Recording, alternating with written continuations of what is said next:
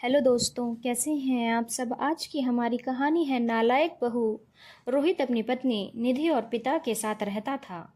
रोहित की बीवी निधि बार बार रोहित से कहती थी कि अपने पापा को अनाथ आश्रम में छोड़ आओ, मैं इनकी सेवा नहीं कर सकती। सारा दिन इनकी देखभाल में चला जाता है, एक मिनट भी आराम करने को नहीं मिलता। रोहित ने कहा, कैसी बात करती हो तुम, वह मेरे पिता हैं। उन्होंने मुझे पाल पोस कर इतना बड़ा किया, भला मैं उनको अनाथालय में कैसे छोड़ दूं। अनाथालय में मैं उन्हें नहीं छोड़ सकता। ऐसे ही समय बीतता गया।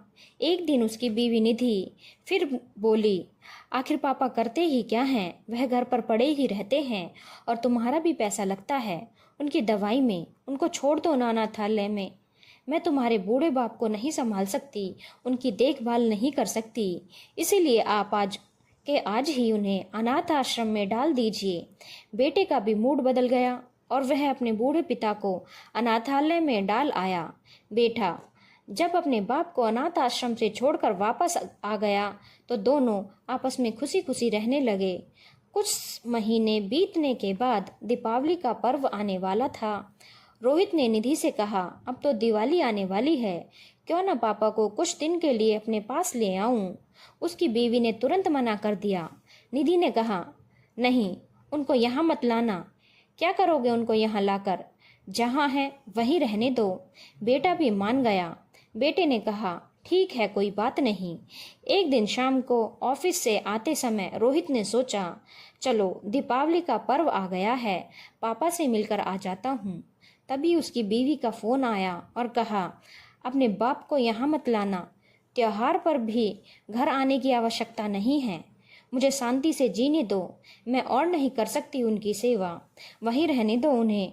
यह बात सुनकर बेटा वापस मुड़ा और अनाथ आश्रम में गया तो देखा उसके पापा अनाथ आश्रम के मैनेजर के साथ खुशी खुशी गप्पे में व्यस्त थे और वह यूं बैठे थे जैसे वर्षों से एक दूसरे को जानते हों। तभी यह देखकर वह खुश हुआ और सोचने लगा, चलो ठीक है, पापा यहाँ कुछ तो खुश हैं। तभी बेटे ने मैनेजर से पूछा, सर आप मेरे पापा को किस तरह से और कब से जानते हैं। आप दोनों ऐसे बातें कर रहे हैं जैसे वर्षों से एक दूसरे को जानते हो। तभी मैनेजर ने मुस्कुराते हुए कहा, जब यह अनाथालय से एक बच्चे को गोद लेने आए तब से मैं तुम्हारे पिता को जानता हूँ।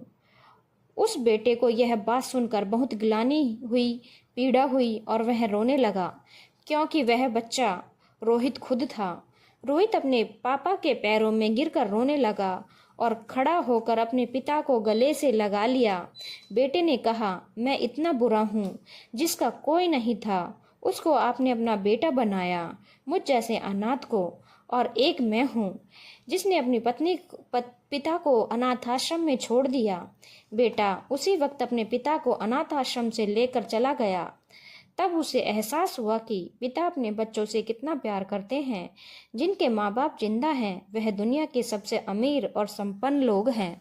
धन्यवाद दोस्तों। अगर आपको कहानी अच्छी लगी हो तो चैनल को लाइक, शेयर और सब्सक्राइब करना ना भूलें।